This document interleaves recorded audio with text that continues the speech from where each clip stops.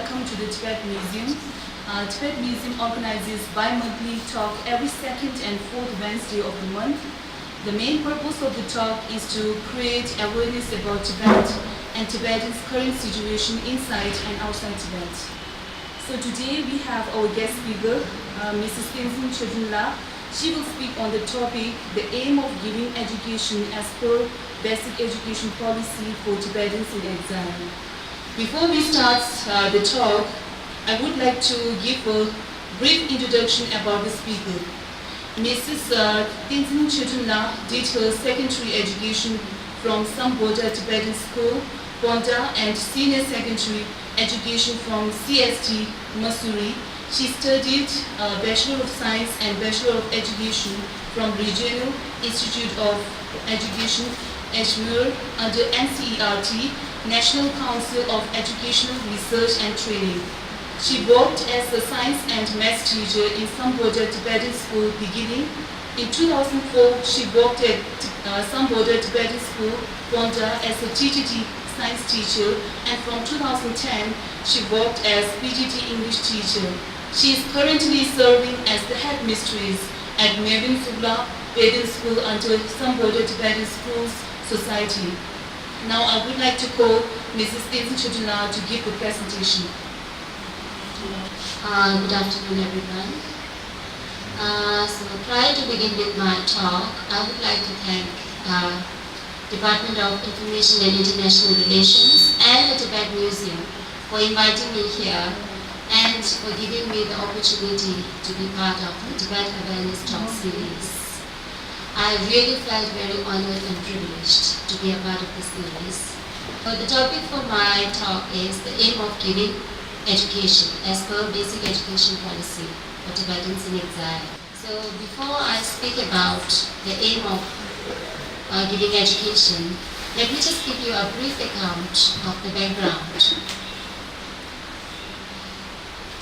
So Article 17, Clause 2 of the Charter of Tibetans in Exile states, towards enhancing the imparting of education, an ideal education policy meeting the real needs of Tibet shall be formulated. And so, a series of meetings, discussions, debates were held with scholars, educationists, informers. So many people gathered for a series of meetings, discussions, and debates. There were review about the first drafting, second drafting, a lot of drafting took place. And then the final draft was tabled at Kashak for the basic education policy after a series of debate and discussion. And then in September 2004, the Parliament in Exile, after discussion, unanimously approved the document which we call Basic Education Policy for Tibetans in Exile. Now, why this policy? A separate policy for Tibetans were felt since the Chinese invasion in 1959. So the Tibetans had to come to the exile. They took refuge in India. And different Tibetan schools and settlements were established so that the Tibetans can work on their own culture. They can learn their own language. But then, during that time, since we were in India, so there were a lot of challenges establishing our own education policy. So we have to accept and go through the policy of the host country, that is India. And after many years, a series of talks, advice from His Holiness the Dalai Lama, it was strongly felt that Tibetans, they need a separate education policy for the Tibetans, because our ultimate aim is not to settle in India forever. We have to go back to Tibet. And once we go back to Tibet, we have to govern. When we get the freedom to govern our own provinces, so how are we going to work there? How are we going to educate our children?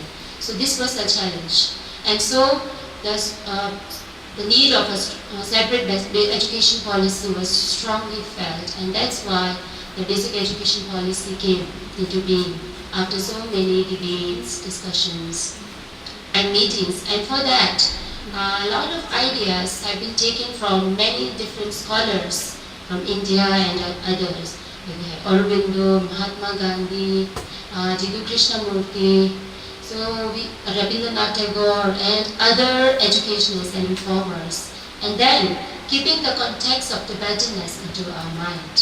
So that is how basic education policy for Tibetans in exile was formulated.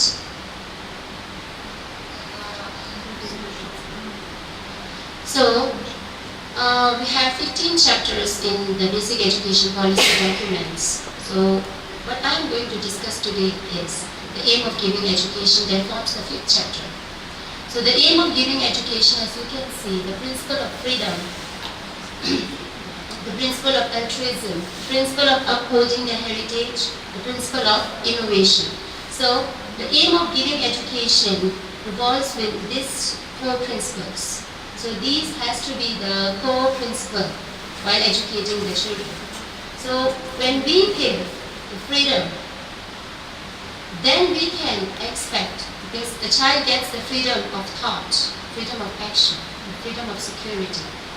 So when they have the freedom, they can think about what is good for others as well. Okay? So, principle of altruism. And altruism, keeping the other person more important and precious than self. This is the principle of altruism. And when you have that altruism in your mind, in your heart, then you can think about upholding the heritage. You can think about the conservation of environment. You can think about the conservation of natural resources. And then we have upholding the heritage. In that we have preservation of your own cultural heritage. So when you think about environment, natural resources, your own culture, in order to preserve that, you have to think about a lot of innovative ideas. You have to build certain new principles. You have to think out of the box. And there comes the principle of innovation. So these are the principle of giving education. So if we go in detail one by one, the principle of freedom. So the first is freedom of thought and action. So, principle of thought and action. So when we educate our child, we need to give them that freedom. We can't suppress our children to think the way we think. We can't make them think like us. We have to give them certain freedom so that they can make their own decision. We have to awaken their mind where they can think about, where they can distinguish between right and wrong, what is right for them, what is wrong. So, the freedom of thought and action. So, when they have the freedom to think, they will think what sort of action they have to take. So, in daily, you can say classroom teaching as well, you can teach the teachers have to teach the children how they can inculcate this, how they can make their children think freely. The freedom of livelihood by right means. So everybody works in different way, right? So the thing is that we are in a way earning our bread, but then we have to keep in mind and make the children realize that the way you are living your life, is it at the cost of others? This is something we need to really think about. We should not make our own living by harming the other, harming the environment. We can't do that. Freedom of livelihood by right means. So there also we think about, because we are thinking about the other person as well. Yes, we are thinking about ourselves, but we are not trying to harm others. That is important.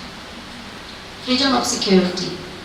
So, freedom of security, not just of your individual security, but the security of the community as well. When you are able to raise your voice for your own freedom, for your community, for your friend, for the other person as well. So, the whole idea is to make or to prepare a child, the students, who can have all these things. The freedom of thought and action, freedom of livelihood by right means, freedom of security. So because our ultimate goal is to prepare or make a better human being. the principle of altruism. So, embracing other being as more precious than self. So that is the principle of altruism. Now, as grown-ups, it becomes really very difficult. It looks good when we talk about it, we speak about it, but when it comes to actual practice or implementing the same, then there's a big question mark. So you can ask yourself as well, how many times have you been into this situation? How many times have you taken the other person as more important and more precious than yourself? So this is the big question mark, even as grown-ups. So when we instill this idea in the children right from their very foundation age, so we are in a way contributing towards a better world where people can think about others, not just self. Because we are trying to stop this selfishness that is very common in most of the human beings. So, like even in very small situation, if I take, because whatever I'm telling you is from my experience as a teacher, because I've been in the teaching line for so many years. So, like in a situation where a child, because I will say, how can we treat the other person more precious than yourself? Because everybody, that I is very important for everyone. Because I need that one. I need the bigger one. I need the more beautiful one. Even with siblings. So I hope all of you will accept this. With your siblings also you may have fight over. Your parents brought you something, you want the better one. Because you are important. But then we need to make the children feel the person is also important. The other person also has that I in them, not just you. Because I and you, but that you, the person having you also has I, right? So in a small context, if I can say, like you are doing your work in class, how you can help the students with that. So the child sitting next to you is having little problem understanding what the teacher has just said. So in many ways, what happens, in many situations, the child asks the person next to him or her rather than just asking the teacher. So you are trying to listen to the teacher or you are trying to do your own work. But what you do is, you leave your work and then you try to help your friend. The teacher said this. What you are doing, you are sacrificing your time. You are sacrificing your work in order to help the person next to you. So you are doing that knowingly or unknowingly. You need to make the children realize that you have this potential in you because you are actually doing it. You may not be knowing that I am doing some sort of sacrifice for my friend, for my classmate, but then you are actually doing it. You are leaving your work aside and then you are trying to help your friend.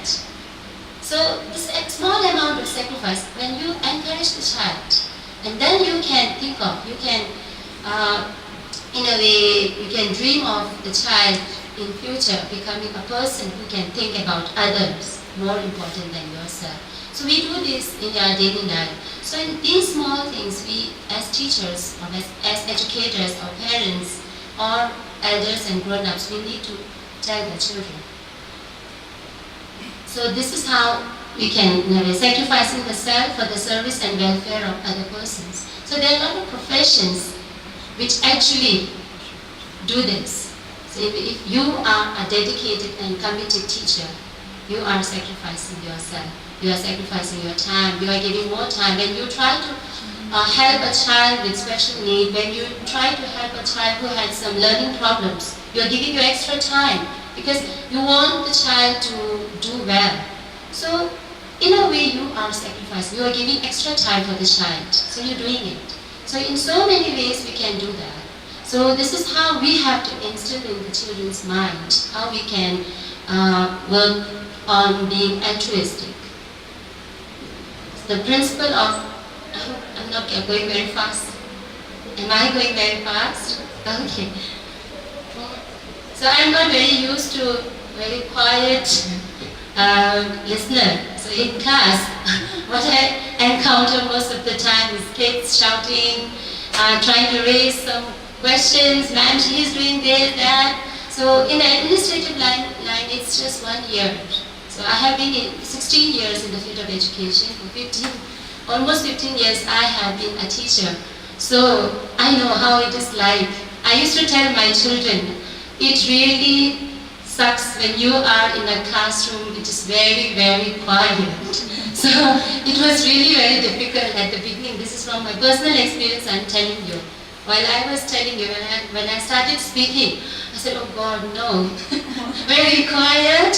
And I was not getting the kind of response I was expecting. Because your facial expression means a lot, in a way, whether you are really listening or not. What I'm telling you right now here is not as a headmistress of a school, but a teacher, and one who trusts and who has believed in the basic education policy that it will work for the Tibetans, not just the Tibetans, for all humanity, for all human beings. So that is why I was like, oh God, now how am I going to go through all the things that I have to tell? So now I'm feeling a little better with your smiles, I can see. So I used to tell my kids, no, please, I hate such a class, all the students are so quiet, it's like a passive listener. No. So, like even if one student is not paying attention or somewhere else, so it's my teacher's eyes that can easily see. So at the beginning I felt like some of you were not that interested. This is my teacher's eyes can just get the thing. So that's why I'm just telling out of it. So the principle of upholding the heritage. So conservation of the environment and natural resources. So see, we talk about conserving our culture, our tradition, our language. So if all the nations think about only preserving their culture, tradition, language without thinking about the environment, then the preservation of culture won't take place. Because we have to look into the bigger picture. How are we going to conserve our culture, our language, our tradition at the cost of our environment? The environment in which we live, the planet on which we live. Because the thing is that the planet on which we are not the owner of it. We have in a way hired it. We have to pass this to our next generation. So this idea has to be instilled in the minds of the young children. Be it your science class, be it your social science class, or in all different subjects, you can have this idea, help the children develop this idea. Like if a child is leaving the class, if the child forgets to switch off the light, the child may feel this is a very small thing. But then, when you think properly, you just tell the child what you have done is something that is going to harm the environment in the long run. How? Now there comes, you can teach through your social science classes, during your science classes, get the energy that is used.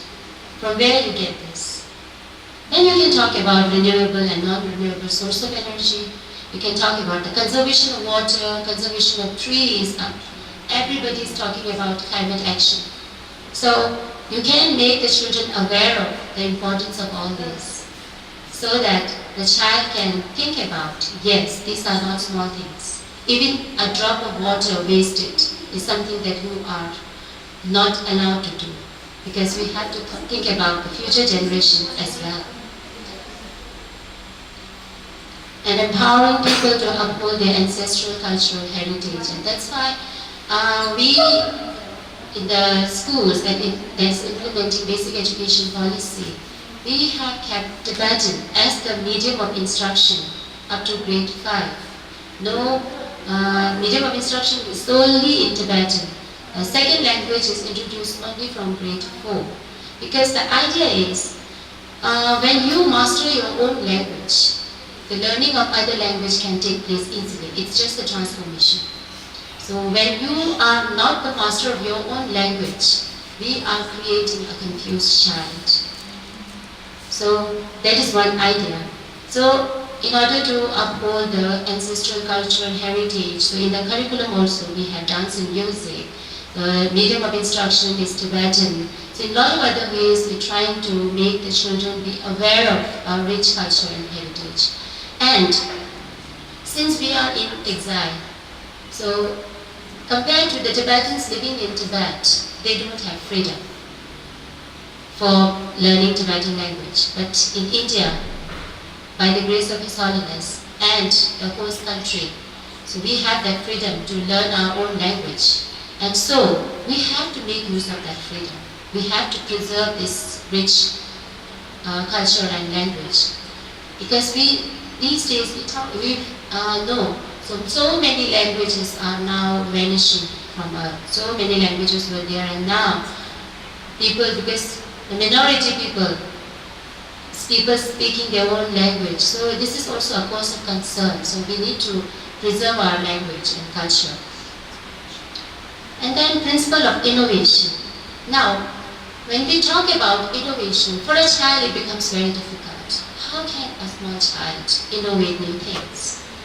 But then you have to give that freedom to think differently. And I, as a teacher, I feel in order to make your child innovative thinker, a child who is, who has that critical thinking, you have to allow your child to make mistake. So I would say the freedom to make mistake, that is really given by elders, teachers, grown-ups. Why you committed that mistake? You are not allowed to do that. And so we immediately stop the child from doing something differently. Because when you do something differently, you are bound to make mistakes. And then from mistakes you learn. I hope you agree with that. Would you agree with that or not? Yes. So you need to give your child the freedom to make mistakes. Then only you can expect a child to think differently. Then only you can expect innovative thinkers, reformers. Otherwise, you are producing child who will solely stick to rote learning, what is taught to them. They will go through your idea. They will not think differently. So the main important thing is allow your child to make mistakes. So introducing new principles, systems, objects, movements, and so forth. So these are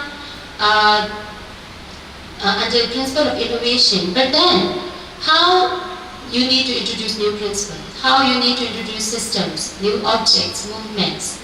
These should be for the general well-being of the world, not to harm the environment, in accordance with the needs of time and place.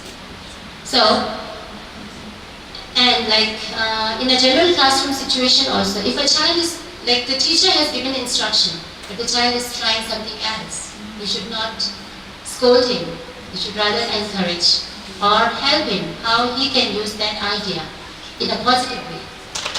So all innovation doesn't necessarily be for the well-being of the world. So you need to help the child.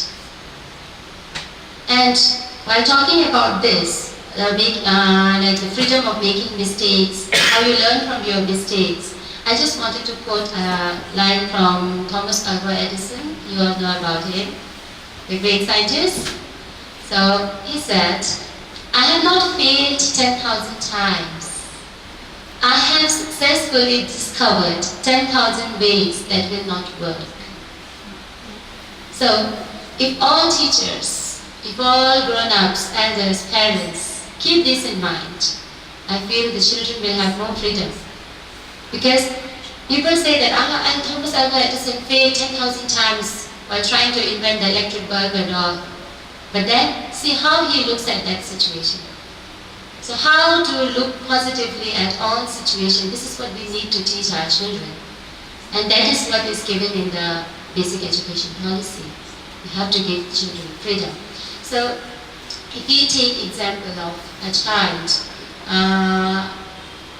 going to market, trying to purchase something. So the shopkeeper he says, yeah, the price of this thing is that, and then he has a mental calculation in his mind. And he somewhere learns that the shopkeeper had written more amount of money than actually he should. Now the question is, so this sort of situation you can give in the classroom. So the child has to you have to make the child think. What would you do in that situation? You are giving the child freedom to think. And how would you act? So when the child thinks about it, oh, the shopkeeper had given me 10 rupees extra. Now, what are you going to do? Now you are making the child think. Some may say, I have got 10 rupees extra, it's not my mistake, I'm going to use it. There can be such answers. But then, because we know that human nature actually is not, see, our inner heart actually is very pure, isn't it? So we have that sense, no, it's wrong. I need to return it back. So when you make the child realize that you are inculcating in him the principle of altruism, thinking of other person, in a way you are making the child morally sound. Because during that time, if you don't discourage the child for keeping that money, the child might think that, yeah, this is right. You need to make the child realize. So sometimes you don't need to teach this. Because the children, they have this thing. It's not fair, I need to return. So while using the mathematical calculation, he's learning that. As well, he is thinking about the altruistic way of returning. You have given the child freedom to think, the freedom of action, and then you have instilled in him altruism, thinking about the other person as well. And from my own personal experience as a science teacher, I just want to share with you. I was teaching a chapter on fiber and fabric, and then I taught children about silkworm, how silk is extracted. So in the course of doing that, I learned that silkworm has to suffer a lot. All of you know that, right? When we extract silk, the silk threads, we are doing that at the cost of the life of the silkworms. So when we are, as a science teacher, when you're teaching kids about this, in the textbook, it's all about ideas, how silk is extracted from silkworm, the whole life cycle of silkworm. But then, along with this information, when you are making the child aware of it, I have shown videos to the children, how the silkworm, after the cocoon is made, how they are kept in boiling water, so that the adult silkworm can't come out of the cocoon. Because the thing is that when the silkworm comes out of the cocoon, it releases an enzyme, proteolytic enzyme, and that destroys the quality of silk. So, when you teach the child about this, you make the child think, you make the children write down. So I even wrote a sort of poems for the children so that they can learn the whole story of the life cycle of silk.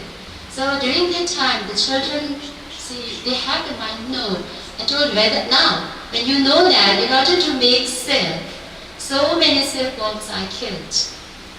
Now, so I'm not forcing them to avoid using silk. So I'm making them think. Think on your own, write things, how you felt, discuss with your friends. So I came to learn that almost all the students said, no, we are not going to buy silk, we are not going to wear silk. Because there, we are trying to make the children think about the other being. Because silkworm, though very small creature, but it's a creation of nature. It's part of sentient being. So when we need to value even the small creature, we need to teach the children that we need to value each creation of God. All the creation of nature. So, like when they think about this, then they will also think about not just altruism, they learn about the principle of the freedom of livelihood by right means. Because you are earning your livelihood through that, you are extracting silk. But then the question is this the livelihood by right means? So this is a question. So this is how you can incorporate all this in the daily classroom teaching. So how the four aim of giving education, how we keep that and how we teach the children through this. Because the whole idea, our whole ultimate goal is not to produce a great scientist. Our ultimate goal is not to produce a great doctor. Our ultimate goal is not to produce a great architect. What is our ultimate goal? Our ultimate goal is to produce, to prepare a better human being. A human being that can think freely, act wisely, and then that can think about not just his community, his family, but the whole humanity. And that is how we try to teach the children, because see, for everybody, self is important. It is, right? Self is important. But then we need to make the children realize that if you think about, when you think about yourself in a small context, say suppose in a family, your family is more important than you. From family, your society is more important than your family.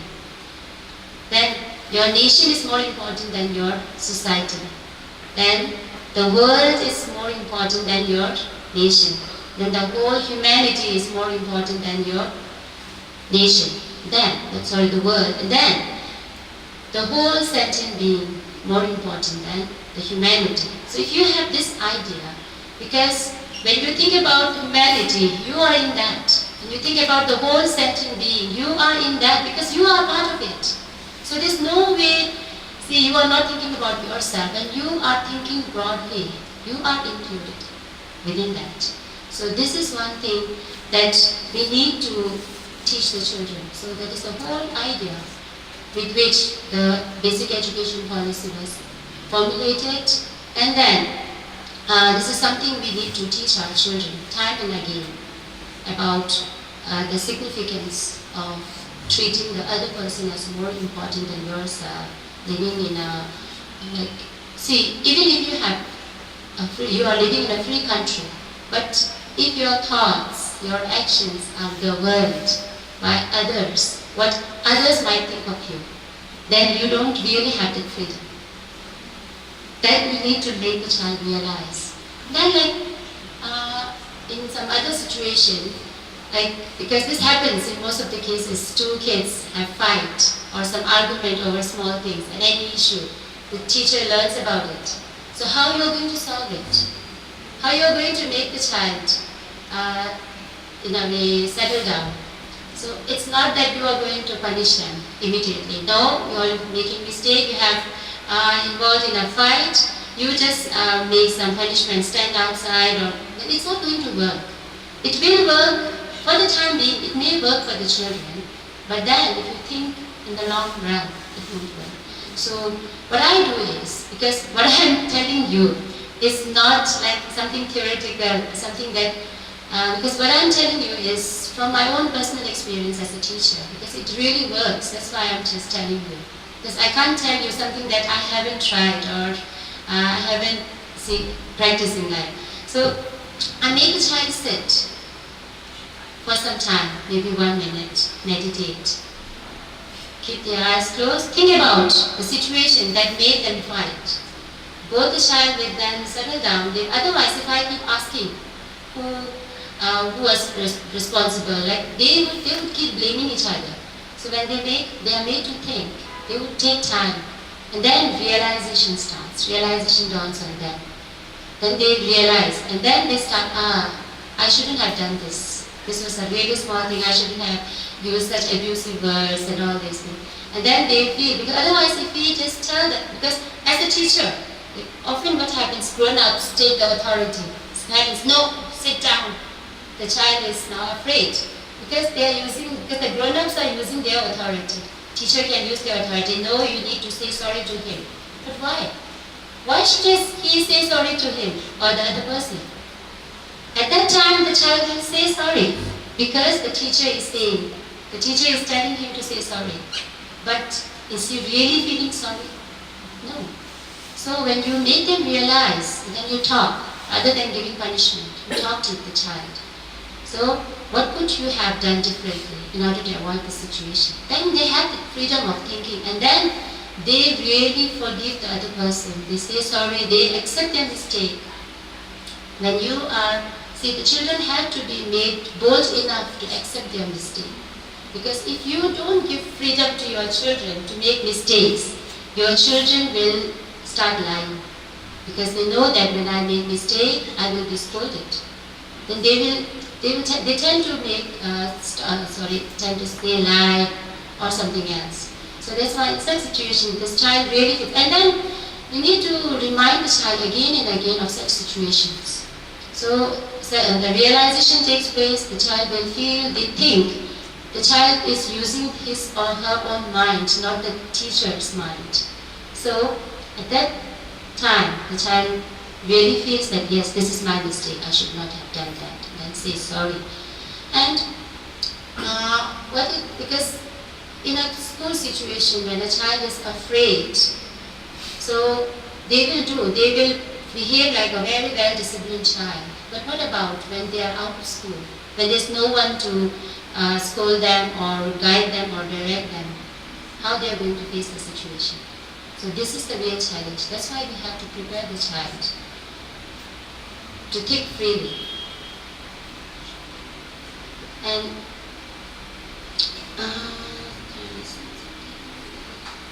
yeah.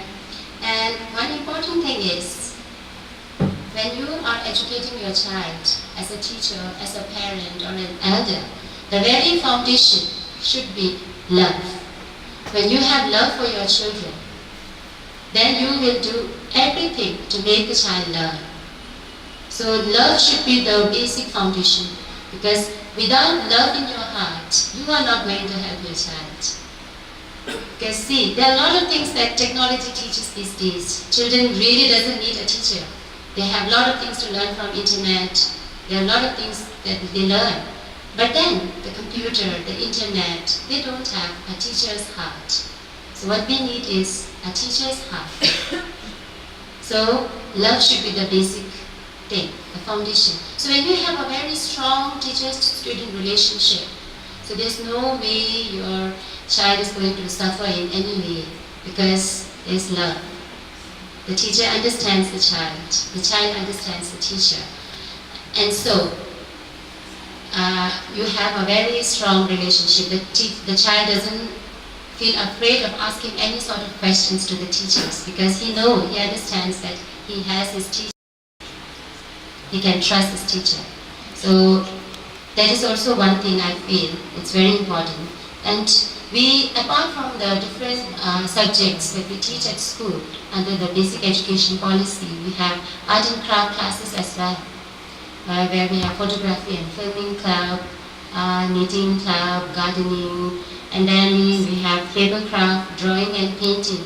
There also, the question comes when we are to distribute the children in various clubs. So how do we do that? So we don't force the children, we give freedom of choice. So they choose their own club. If they are interested in photography, they can go there. If they are interested in knitting or soft toy making, they can go there. So because values usually are not taught, they are caught. So the wisdom is caught. We, as teachers, as an educator, you need to set example. Like if a teacher is teaching the child that you need to think about others, you need to do that. But actually if the teacher is doing something else, how would the child trust? So you need to set example, because children learn more by seeing. The teacher becomes the role model. So that is why the teachers have a really, really big responsibility. The teaching profession itself is very noble, but then if not handled sincerely and with dedication, it's quite risky as well, because you are ruining the life of your children. You are making them go in a wrong line. So keeping these things in mind, so as teachers, as educators have very, very big responsibility. So how the policy is implemented, whether the policy is successfully implemented fully, that depends on so many internal and external causes. But then the question is, the person who are into it, how they are implementing, trying to. So with gradual thing like basic education policy is formulated, and then the first school that started implementing the basic education policy is the school where I am serving as the headmistress at present. So the school is established in October 10, 2005. So it's just 12 years. For some it may be very long. But then when we think, because reforms and a lot of things took place in history over the period of time. So 11 or 12 years is not very long. So we are facing a lot of challenges, trying to go through that, and then trying to bring, because the policy is not something that is engraved on stone. We can't change it. With need and time, it can be formulated. That is what is given in the policy. So this is how we are working on it, and this is what I try to bring to you a little bit about the aim of living education, how we go about it as per the basic education policy. Thank you.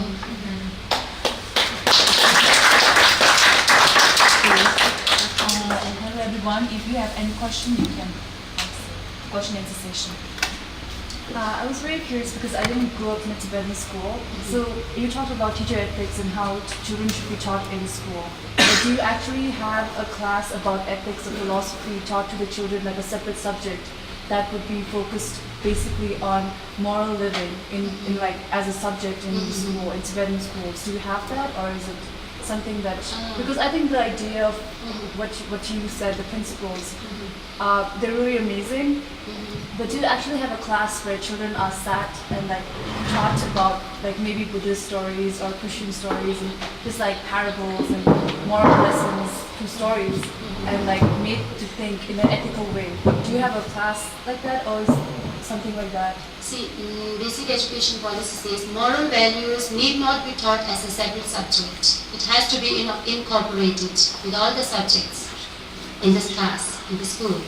So, as I say, we don't have a separate subject as moral values, because we find values in all things. When you are teaching maths, when you are teaching English, science, Tibetan language, values can be taught in all the subjects. They are not taught as a separate subject.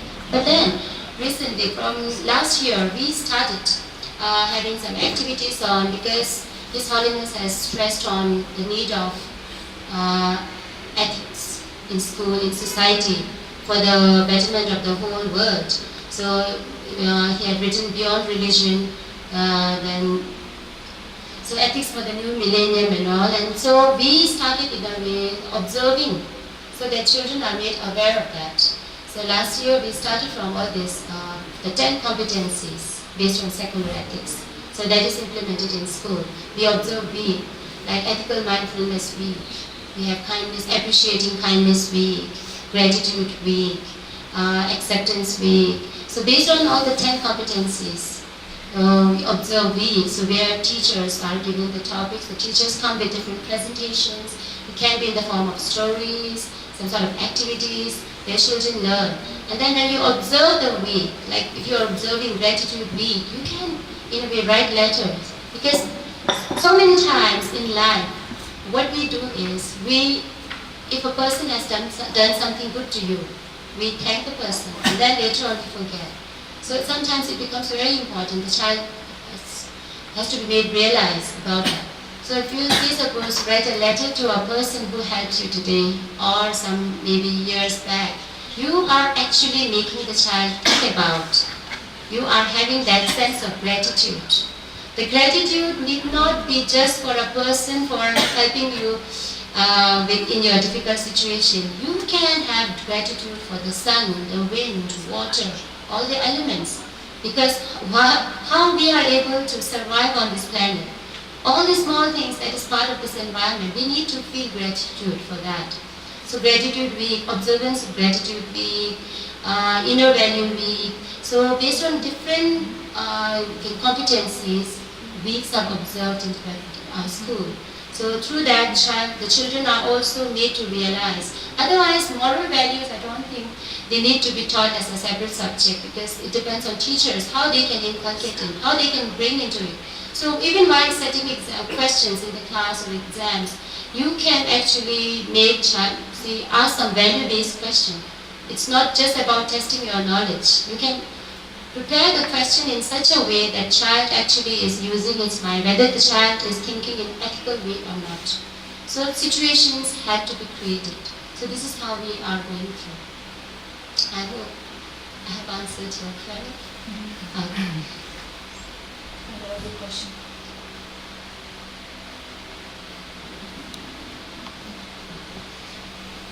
So meanwhile you are thinking about your questions, let me just add on that. See, in the schools that is implementing basic education policy, we don't have competitions. No competition, no comparison.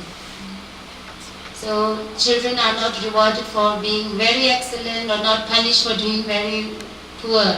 So no comparison, that's why children are not, that they are just fearless in a way, they are just carefree. I just tease children, like in many situations we hear about children committing suicide because of not being able to fare well in the exams.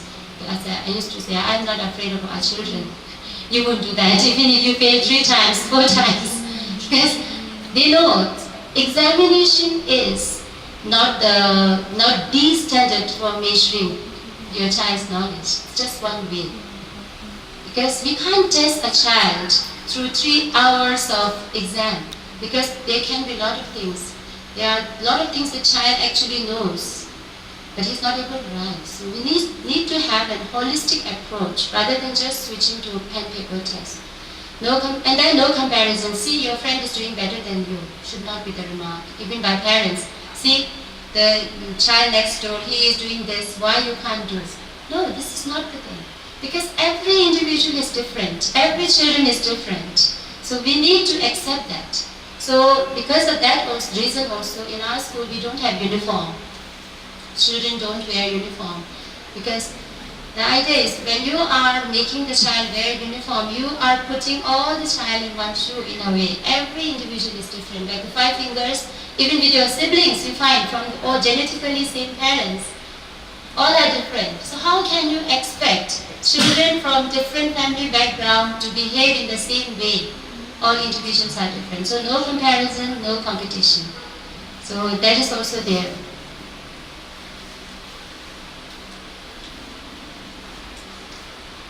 Any other questions?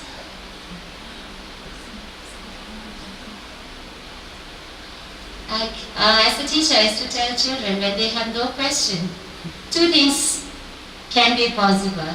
Either you have learned or understood everything without any doubt, or it can be that you understood nothing. So you don't have any question to ask. So which situation should I take? Have you understood everything? Okay, so well-behaved students. So no questions, you can ask any questions. So if you have no questions, I just want to share. Yeah. Oh. Is it possible to observe how you work in your school? Yeah. Where is it? No, library. Where is it? Here? Down? Yeah. Will it work tomorrow? Yes? Is it possible Yeah. to observe tomorrow? Yeah. I would like to come. Yeah. Okay? We find that the children are not afraid of the teachers. They just come ask any sorts of questions, the kind of freedom they enjoy. And moreover, one thing we need also to be kept in mind. See, what I have talked about here is about the aim of giving education. This has to be that aim. But then, when actual implementation is concerned, depends on various factors, I said, because all teachers, see, have that ideology, but then certain situation they're not. I'm not saying that all the teachers have all this, they have this thing, but then due to situations, sometimes, like, you may find the teacher may feel it quite challenging. So this is how, but then a learning process is there. Because what is important is the process is important. As long as you have the faith, as long as you have that principle in your mind, so I think you can work out, you can face the challenges. We would like to thank Mrs. Teti Shutula for the informative talk. So as a token of appreciation, Tibet Museum team would like to offer this traditional stuff. Thank you so much. And thanks everyone for coming here for the talk. And we have tea and refreshment outside. Thank you.